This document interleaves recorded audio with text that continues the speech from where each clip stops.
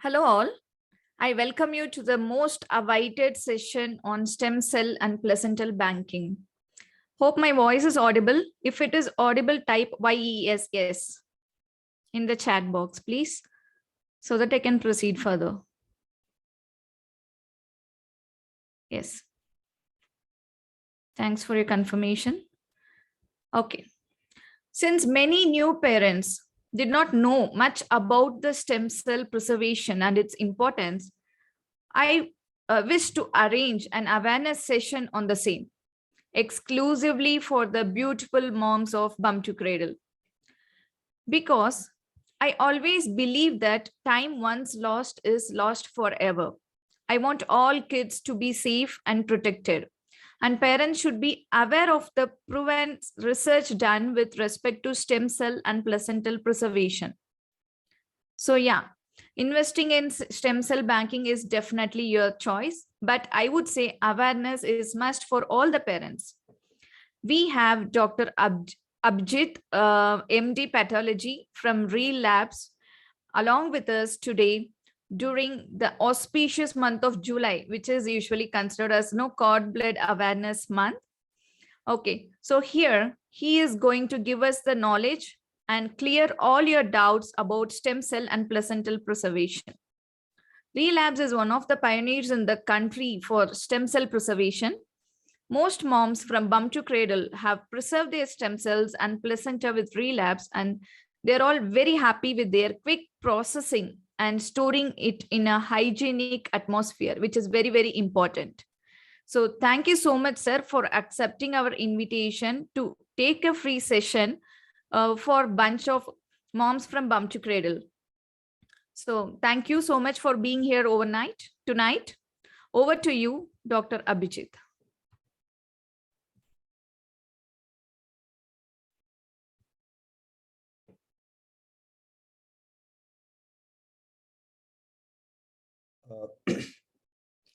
Good evening, everybody. And firstly, congratulations to all you mummies for embarking on this beautiful journey of pregnancy and motherhood. Wish you all the very best through this journey. Hopefully, everything will go fine. Don't worry. Typically, pregnancy and childbirth is a very normal phenomena. I know a lot of people are very anxious, a lot of very, very worried about what will happen, what will not happen, if something will go wrong or not. But trust me, for all practical purposes, everything goes fine. Just listen to your doctor, go by his advice, and you should be good to go. Obviously, at any stage you have any issues, you should always get in touch with the gynecologist and escalate your issue to him, but do not ignore any symptoms. I'm here today to help you understand the whole world of stem cell preservation and stem cell banking from various sources, right from cord blood to cord tissue to placenta to amniotic sac to amniotic fluid, basically all the products of conception. I'd be happy to take questions from all of you. Also, thank you so much, Bums to Cradle and Dr. Achara. It's lovely to be here, and I'm very happy to help all of you in understanding this field of medicine better.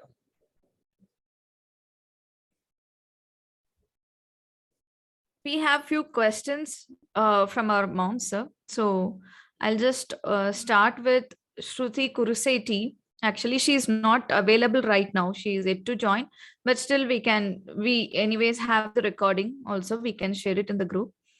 So she is from Guntur, Andhra Pradesh, and she has asked, would like to know the process and benefits of stem cell banking. Actually, this is a very good question, and a question that probably besieges each and every pregnant woman or a husband or a family when they are considering the option of stem cell preservation. Firstly, let's understand what stem cells are. Stem cells are basically master cells of your body. And when you say master cells, it means any cells that can give rise to an organ, a tissue, or any other cell, which means potentially all the other cells and your body and your tissues and organs of your body are derivatives of stem cells. Also, it means that stem cells can give rise to any tissue that has been damaged. So it also helps in repair. And our entire body is consisting of, say, muscle, of skin, of nerves, of fat, of organs, and all of them are derived from stem cells. So now there's no doubt about it that these are the master cells that give rise to any cell, tissue, or organ of your body. But the essence is that the only option of banking these cells, or these magical cells that I call, is at the time of pregnancy. In fact, since almost 15 to 20 years back, nobody even knew that cord blood, cord tissue, placenta are such wonderful sources of stem cells. So this is a very innovative medicine, very innovative science. It's something like a biological insurance. So basically, when you bank your stem cells from products of conception, so whether it's cord blood, cord tissue, placenta, or amnion, amniotic fluid, you're basically providing a health insurance to yourself, to your child, to his family, and especially to his grandparents, because we just worked out some research phenomena that typically the stem cells from a grandchild really match beautifully with grandparents. And grandparents are typically senior citizens, so who are obviously, unfortunately, vulnerable to a lot of old age diseases like diabetes, Alzheimer's, dementia, stroke, cardiac failures, etc., etc., diabetes. So if these cells can help them, it's like returning the favor of your grandparents to, in the best possible way of saving lives. So hence, the whole concept of stem cell banking is extremely important. Uh, just to extrapolate, the thing is that we bank stem cells for the all 21 years, 35 years, 50 years, 75 years. Research is very, very big in stem cells. So today it might be used for X number of indications or like X number of disorders, but tomorrow it will become 2x, 3x, 5x. And as at the speed of at which this research is galloping, I can assure you that in the next 10 years, almost every disorder can be treated or cured with stem cells. Hence, if you have the opportunity to bank your stem cells, do not let it go, because this is a one-time opportunity. Once the cord blood is destroyed and not banked, or if the placenta is not banked, you cannot produce it unless you again get pregnant. So now that all of you are looking forward to this wonderful phase, I urge all of you to understand the importance of stem cell banking, because it's a protection for yourself, or for your child, and for his family. So it's a very good idea to bank the stem cells, considering the innovation in the field of medicine. Thank you so much, sir. That was a very clear explanation. So the next question is by Sindhu from Chennai. What are the diseases that can be cured with the help of stem cell banking? What about the payment, and who are the beneficial persons who can able to utilize it? If suppose in God's grace, my baby did not suffer from any diseases till the end, what happened to the amount we invested in it? Your first part of the question was? What are the diseases that can be cured with the help of stem cell banking? Right now, when I use the word biological insurance, it does not mean it's like an insurance where you just pay the premium and hope nothing goes wrong, where you need to, get your bonus amount in case something goes wrong. So biological insurance is basically for disorders that are emerging. To answer the first part of your question, there are many, many disorders where stem cells is the only treatment. So it's the first line of treatment. So these disorders, there are almost 80 to 90 such disorders which are already there across the globe. In fact, anybody can just go online and have a look. So any bone marrow disorders, so any blood-borne disorders like your leukemias, thalassemias, sickle cell anemia, aplastic anemia, multiple myeloma, and these are all common disorders. The only treatment for these disorders today, which is an approved treatment, is using your own stem cells. Second part of the question is, what are the other disorders that can be treated? The research in the field of stem cells is extremely huge. There are close to almost 200, 250 clinical trials happening globally, where they are looking to establish the utility of these beautiful cells in treating disorders like diabetes, in treating disorders like stroke, muscular dystrophy, Alzheimer's, dementia, liver cirrhosis, kidney failures. And to answer your third question, what happens in case it's not utilized? Well, I'm a doctor first. I'm a professional first. Our job as a doctor and as researchers is to see that whatever cells are preserved can be applied in treatment going forward. It is highly unlikely, I don't know who asked this question, it is highly unlikely that over a period of even 5 years, forget 10 and 15 and 20 years, that these cells will not be used. Because let's understand one thing, something like a diabetes. I'll just give an example. Tomorrow, if this treatment is an approved treatment for diabetes, like it is an approved treatment for leukemia. In case you don't have these stem cells, this option is lost. And something like a diabetes, I'm giving an example of diabetes because we all have somebody in the family who has diabetes. And there are many others, whether it's liver cirrhosis, kidney failure. In fact, there are so many patients we know who go on dialysis. If these disorders would be treated, unless you have the option of treating it, and that option is only available if you've banked your cells, there's no way you can treat these cells. So I do not expect that the cells will just be preserved aimlessly and it will not be used.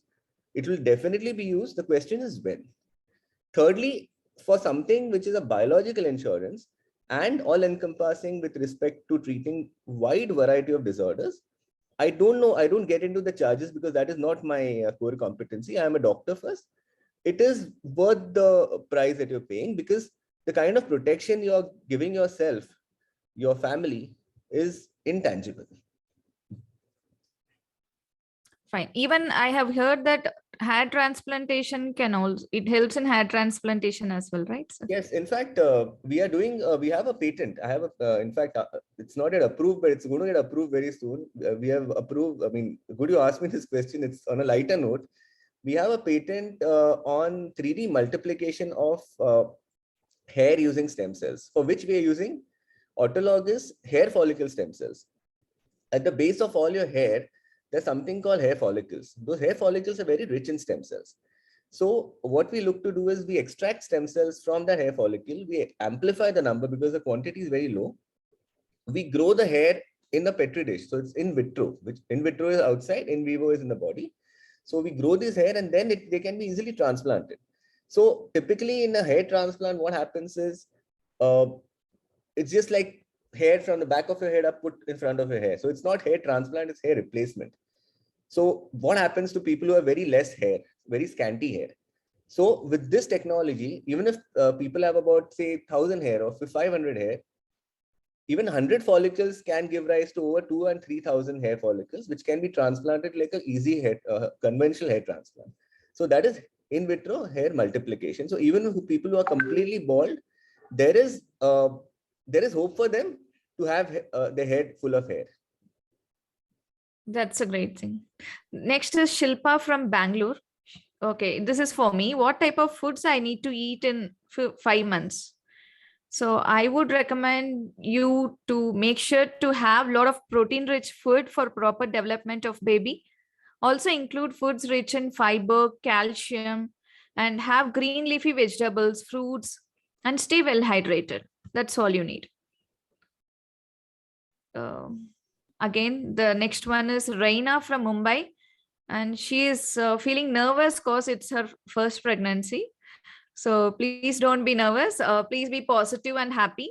Talk about your feelings to your partner, or family members, or friends. So I always suggest people to avoid listening to negative stories and avoid negative people. So practice pranayama and meditation. Make sure to have adequate sleep, that is minimum of 8 hours. So try to be physically active. So follow all these steps and it will definitely help you. Be happy. So the next question is for you from Parameshwari from Chennai. What is the purpose of stem cell banking and its use? I think you have already covered it. And one more thing I would like to tell here, it is for one of our clients. She has preserved her stem cells. Okay. After 5 years, the kid's uncle, he had a blood cancer. So for his treatment, they were they were looking for this bone marrow surgery and replacement. So this kid's stem cell has been used and he's perfectly fine now. So they were very happy for taking this decision to preserve the stem cells. So immediately, without any issue, I mean, uncle in the sense, his father's brother. So he is active now and he is back to work. So they were very much happy to have invested in stem cell banking. It is a kind of life insurance, what we put. So not that everybody get the disease, but once we get, it is like, it is very helpful for them. It is quite likely that over a period of time, everybody is going to use stem cells. Correct. Yeah. And when we are looking at banking for 20 years and 50 years, the time period is enormous. Correct. So it is almost certain that everybody will be using those stem cells at some stage. Correct. Yeah. Then Suchi Gupta from Bangalore. How much useful stem cell banking is? I think the last few questions we look to address this question itself and this issue itself. It is a biological insurance. Like what Dr. Achara just mentioned, that there's somebody she knows. In fact, I know many others, many more, who have already used stem cells for a life-threatening disorder, whether it's been cancer, whether it's been some other bone marrow ailment, and for their own family. So obviously, it is something which is life-saving, and obviously, it is a treatment that is already in use for many disorders. Obviously, it's a treatment that is under the maximum amount of research with maximum number of clinical trials to enhance the scope of applications. And as soon as disorders like your diabetes, your heart failure, stroke, Alzheimer's, all these are very, very common disorders that will inevitably be stricken to somebody in the family, unfortunately. If we have the option of these cells which are already banked, even if it's banked, say 5 years, 10 years back, can be picked up and used and cured, at that time the benefit would be enormous. So it's a good idea not to lose the opportunity, and especially since you all have this opportunity, you have these precious cells that are growing into you, they're growing within you.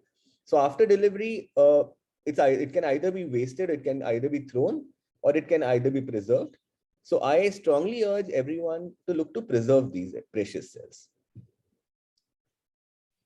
So the next question is by Neha Rawat from Surat. Why stem cells are important?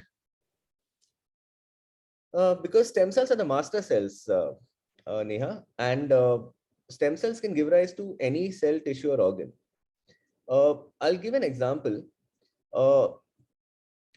Supposing I say stem cells give rise to nerve, which means any nerve disorder. So right from neuropathies, or multiple sclerosis, or lateral sclerosis, or stroke, or brain injury, or cerebral palsy that happens in children, in case the blood oxygen is inadequate at the time of delivery.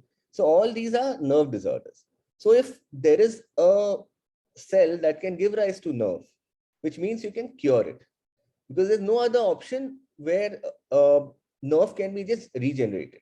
Similarly with muscle, something like a muscular dystrophy, where we need to regenerate muscle, and stem cells give rise to muscle. Similarly, we can talk about cartilage, like osteoarthritis, where the cartilage gets worn out over a period of time. If the cartilage can be regenerated with stem cells, we're looking at new cartilage and then healing. So typically, most disorders, what happens is the important cells of any tissue organ, they start wearing. And there is the typical wear and tear. These stem cells are the repair mechanisms and give rise to new, fresh cells, which obviously causes incomplete repair of that affected organ or cell, which means typically you can potentially treat anything with stem cells.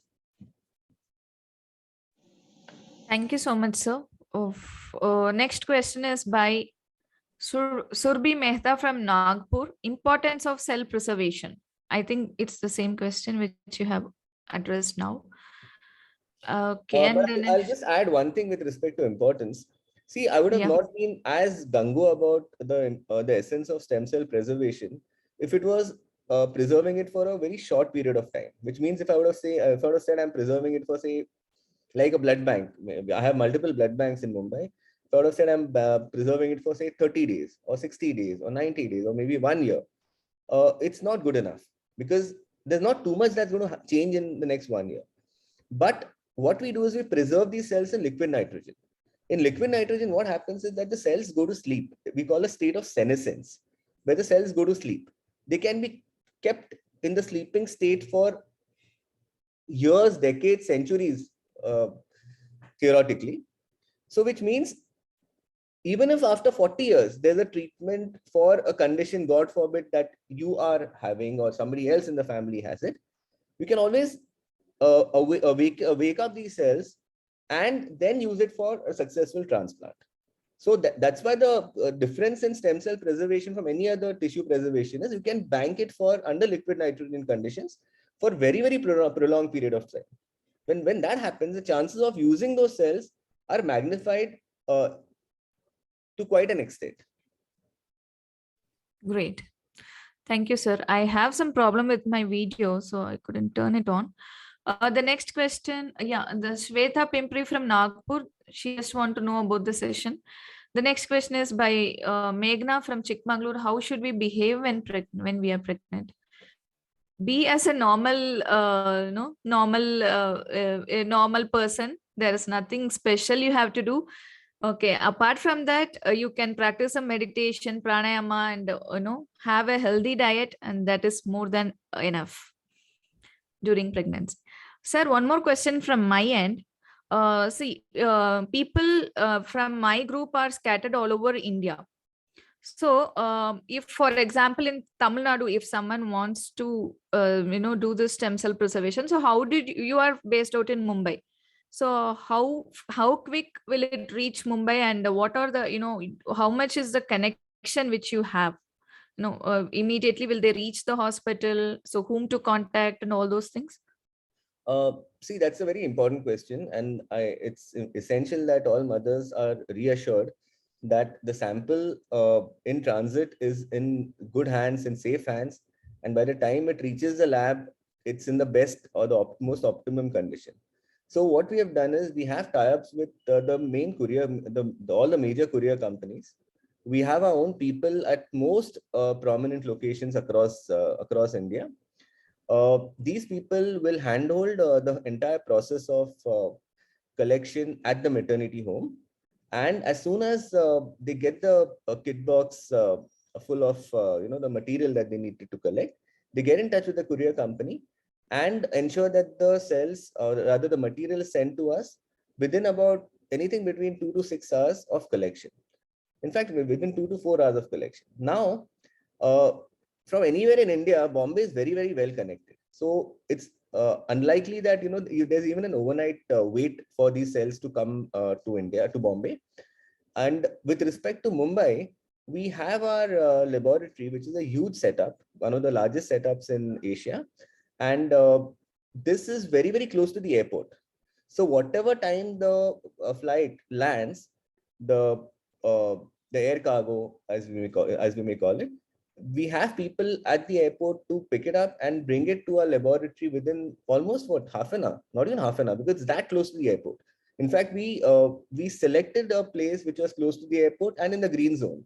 And we were fortunate to find a place like that, where the sample could be transported to our facility from the airport within the shortest possible time. So don't worry, the sample from anywhere in India will reach us very, very swiftly with the help of our logistics partners and in the best possible condition. The FDA license mentions that the sample needs to reach the lab within 72 hours. Now, in my practice, since 13 years that we are existing, it's never happened that we've had a sample coming to a lab in more than 8 to 10 hours. So though the FDA's you can say outer limit is 72 hours, within 8 to 10 hours, it's generally reached Mumbai from wherever it's collected. So don't worry, the sample is safe. That's great, sir. So even in the remote areas, any hospital, you can collect it. Yes, absolutely. So you will give some contact to an airport which is closest to that remote area, and most remote areas have an airport close by. And from there, it's Okay. sent out to Mumbai. And Mumbai is very beautifully connected. So that's never an issue. And our lab in Mumbai is very close to the airport. So we have Okay. brought down the gestation time in Mumbai. Okay. So And few of sorry my, to interrupt. Sorry to yeah. interrupt. But to add to this, we have also collected samples from the USA and from the UK, and we That's managed great. to get them on time and process it on time as well. Our Wow, that's logistic great. partners are very well connected that way. That's great. Doctor, can you please? I have heard from a few of my clients that you also have placental banking, which no one has it in India. So, can you please explain us about the benefits and is it anyway? Will it help? Will it be helpful in delayed cord clamping if we do the placental banking? Now, this is a long answer. So I'm really requesting everybody to pay attention to this answer, because it's something that should stay with you for the rest of your life. The thing about placenta is that it's one of the largest organs. So it's a 2 kg organ, a huge bulky organ. Up to 3 years back, in fact, not in 3 years, 2 years back, there was no such thing called placenta banking, simply because there was no such permission given. It used to be thrown away. Though there was research since the past 5 to 6 years or almost 10 years with publications and published literature that these cells are the best form of stem cells. However, over a period of time and with our own research and our own publication, we have now realized that both in terms of quality as well as quantity. Now, quantity, it's not very difficult to understand that it's a huge organ, a bulky organ. So obviously the cells from that organ will be the maximum. So there's no issues with respect to quantity. With respect to quality, why I call these cells the best form of stem cells is simply because cord blood has hematopoietic stem cells, and cord tissue or any other form of stem cells has got mesenchymal stem cells. Just to make it simpler, hematopoietic stem cells will give rise to your blood forming organs, which means your leukocytes, your platelets, your RBCs, etc. And mesenchymal stem cells give rise to your muscle, your tissues, your skin, your nerve, your fat, your cartilage, etc. Uh, that's why up to now the only option was trying to bank both. Now, obviously, that's not simple, because there's also some regulatory hurdles where the licenses are only given to cord blood. The others are not. There are no licenses for these other products. So, which means typically we up to now we were all stuck with only banking cord blood and hematopoietic stem cells, which meant we were missing out on the crucial mesenchymal stem cells, which is the backbone of regenerative medicine. Now, placenta, when I said quantity, I already foreclosed, because it's the largest organ. So there's no problem with quantity. We get billions of stem cells from placenta. With respect to quality, these cells from placenta exhibit both hematopoietic as well as mesenchymal properties, and they are the youngest form of stem cells, which means to make it simple, it's a combination of stem cells from, say, the cord blood and the cord tissue in one organ. So which means you can potentially treat disorders of hematopoietic system as well as mesenchymal and regenerative medicine using placenta. Now, that is all words. What are actions? And actions speak louder than words. We are using placental stem cells, and ReeLabs is the only enterprise to have been given an official permission to store placenta, simply because we are looking to utilize these cells in therapies. And we are doing a lot of trials on diabetic foot. We are doing some work in liver cirrhosis. We are doing some work in smoker's lung or pulmonary fibrosis, again, very common disorders. And most recently, we have used our patented placental product, a patented, which means the patent has been granted in the US and the UK along with EU, to treat COVID-19. Now, something as recent as COVID-19, where there was no treatment and we've all lost somebody or the other to COVID, wherever we are. We've lost either a friend, a family, a close associate, but we've all lost somebody to COVID. And these placental stem cells from ReeLabs have been utilized to finish a phase 1 and 2 combined clinical trial to cure COVID. And we have treated moderate to severe COVID. So, and we have saved lives. So basically, everybody who are given this protocol were discharged from the hospital, and they're all healthy now. So we have now applied for a fast track approval to make this an official treatment for COVID and long COVID. See, COVID may go today or tomorrow, but most people with COVID who have suffered from COVID are going to come back with long COVID or post-COVID symptoms, and they can be pretty debilitating. So we are using this product to treat that also. So basically, placenta is the best, and I mean the finest form of stem cells, both in terms of quality and quantity. Fortunately or unfortunately, ReeLabs is the only enterprise in Asia, in fact, who has the permission to bank placenta. So in case the option of banking placenta, which again is a one-time opportunity at the time of childbirth, is available, it's a very, very good idea to optimize that opportunity. Thank you. So thank you, sir. So how will it help in delayed cord clamping? Yes. See what happens in delayed cord, and by the way, I support delayed cord clamping. I'm completely in favor of doing everything possible to provide maximum and optimum health to the baby at the time of delivery. But before we get into delayed cord blood clamping and how placenta can circumvent that problem, let us first understand what is delayed cord blood clamping. So what happens is basically we are hoping via delayed cord clamping to ensure maximum cord blood derived stem cells are pushed back into the baby so that the baby's health and well-being is optimized. So that is in a sense what delayed cord blood clamping means. So what do? They ensure that they force out blood from the placenta and from the cord blood before they clamp the cord. Okay. Once they clamp the cord, after the doctor or the gynecologist believes that maximum blood has been sent back to the baby to ensure the well-being of the baby has been executed. After that, the cord is clamped and cut, and the baby is separated and given to the nurse.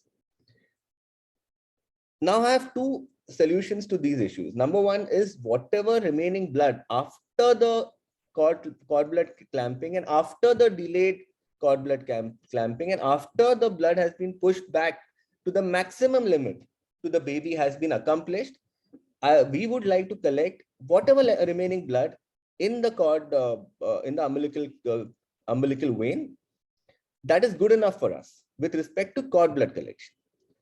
With respect to placental collection, as I mentioned before, since placenta has got all forms of stem cells, right from stem cells found in the cord blood to stem cells found in cord tissue or any other source of stem cell. So it's as we say it's omnipresent, ubiquitous. So it's got everything. So it's like that one-stop solution in the world of stem cells. So even if in case I don't collect cord blood, because of whatever reason, as long as I have the placenta, I know that I have covered all bases and all forms of stem cells can be collected quite efficiently and without any obstacles. So in delayed cord blood clamping, supposing for whatever reason, there's no more blood left. First of all, that's impossible because there will be some blood left. But assuming that's not that's happened, we still have the placenta to fall back on because it's got the same amount of stem cells, the same kind of stem cells as the cord blood, and obviously also the same kind of stem cells as in other human sources. So it's got all forms of stem cells. So if you bank placenta, it's as if you've banked everything at one go. Secondly, with respect to delayed cord blood clamping, whatever amount of cord blood can be collected. Okay. We also have a technology for hematopoietic amplification, which means it's a published technology. We've published it in one of the PubMed index journals, where in case of insufficient quantity of hematopoietic stem cells, we have a technology by which we can expand these cells in the laboratory, bring it to a level which is sufficient to facilitate a successful transplant, and then we bank it. So basically, both bases are covered in case of delayed cord blood clamping. Number one is, even if there's no cord blood, we have the placenta because it's got all forms of stem cells. Secondly, whatever amount of cord blood we collect because of delayed cord blood clamping, even if it's insufficient and the cells are insufficient, we have the technology to amplify them in the lab and bring them to a quantum where it's adequate for a successful transplant and then bank it. That's great, sir. It's very interesting. Because nowadays doctors are also in a hurry, and if even if we request, in my own case, I have requested them for delayed cord clamping, but they were, because they have multiple surgeries, they have multiple deliveries as well, so they are in a hurry and they don't encourage it. So if, in this case, it could be possible to an extent. That is great. And The Priyadarshini placenta has from, got all forms of stem cells. So see, placenta is the next thing that's delivered after the baby. correct, yeah. I mean, after the baby is delivered and separated, the next delivery is the placenta. Yeah, we call it as Has got post everything. birth. Yes. So Correct. placenta has got everything. So if you can bank placenta, you're banking your cord blood stem cells also automatically. Correct, yes. And Priyadarshini from Madurai, she has asked how to contact your service person.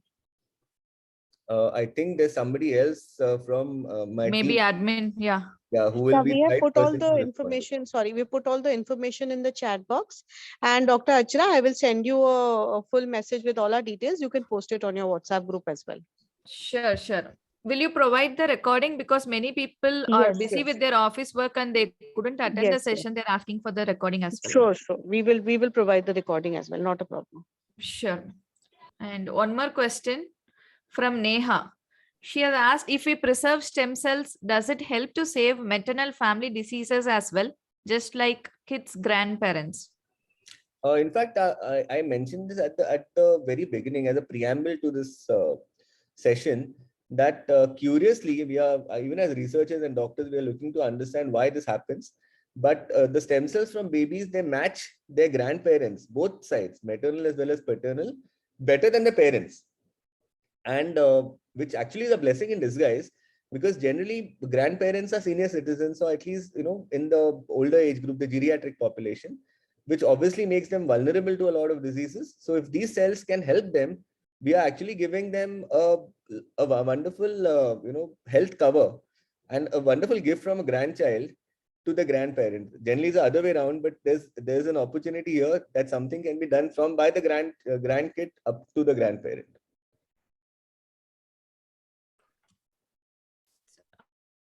Again, one more question from Redmi Note, I guess. Stem cell can be used only once. Incorrect, Redmi. I don't think that's your name, but typically I'll tell you what we do. That's an important question actually. Simply because let's have an illustration. Supposing, like we've been tom-tomming since the past 20 minutes, that we want stem cells to be used. They should not just be a biological insurance where they're just kept in a bank and then forgotten. And then I've been emphasizing the fact that it's the research in the field of stem cells is very big. Most disorders will come within the ambit of stem cell medicine. But to answer her question, let's have an illustration. Let's consider a case where there is requirement for uh, stem cells for a particular disorder, something like, say, diabetes. Let's assume that diabetes can be treated, which it will be today or tomorrow for sure. And the expected dose is say 10 million stem cells. I'm just giving random figures, so kindly don't hold these figures accountable, but it's just an illustration. Now, what we do, and in fact, we've been very, very clear from day one. We are looking to ensure that these cells can be utilized by people. We do not want these cells to be aimlessly banked and forgotten. We want cells to be utilized. Here too, necessity is the mother of all invention. If I would have just kept one vial of, say, whatever amount, say 100 million stem cells, and I use that for therapy, those cells are over. So as per her question, what happens if it's used and what happens after that? To answer that question now in the form of an illustration, we store these beautiful stem cells in almost 10 vials. And to give an easy accountability, assuming the total count of cells from, say, the placenta, which, if supposing we bank placenta, was, say, 100 million, just I'm giving a random figure. So basically 10 vials of 10 million each are kept in the repository in the liquid nitrogen container. Supposing patient X, related to the person who asked the question, requires it for diabetes, and the requirement for to treat this is only 10 million, only one vial will be pulled out of the bank and used for therapy, which means the other 9 are still left in the container and can be used for a subsequent disorder. So typically we're looking at an option of using it 10 times. So I'm not saying that just, I mean, her question, what if you need it again? I'm going one step further. I'm extrapolating the question. I can use these cells 10 times for 10 different disorders, for 10 different people, and for 10 different kinds of diseases. So that is where the entire spectrum, the gamut of reach of these stem cells is huge. And that is the most important part.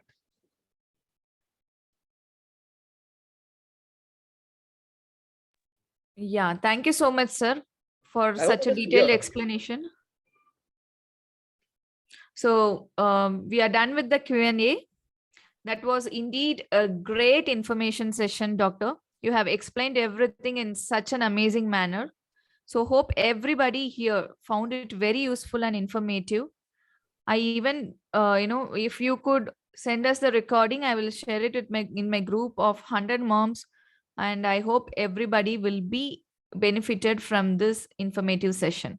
Thanks a lot, sir. Yeah, as a parting shot, again, all the very, very best, while you embark on this beautiful journey from pregnancy to motherhood. I know a lot of mothers out there are anxious whether things will go right or wrong. And I mentioned this at the very beginning, but I'll give you some statistics, to just liven up everybody's mood. That chances of something going wrong during pregnancy or delivery is less than 0.1%. Okay, as per statistics. So don't worry, for all practical purposes, everything is going to go fine as long as you listen to your doctor and do the right things from pregnancy to delivery, and everything is going to be fine. All the very best, stay blessed, and best of luck for this journey. Thank you. Thank you, sir. Thank you, Doctor.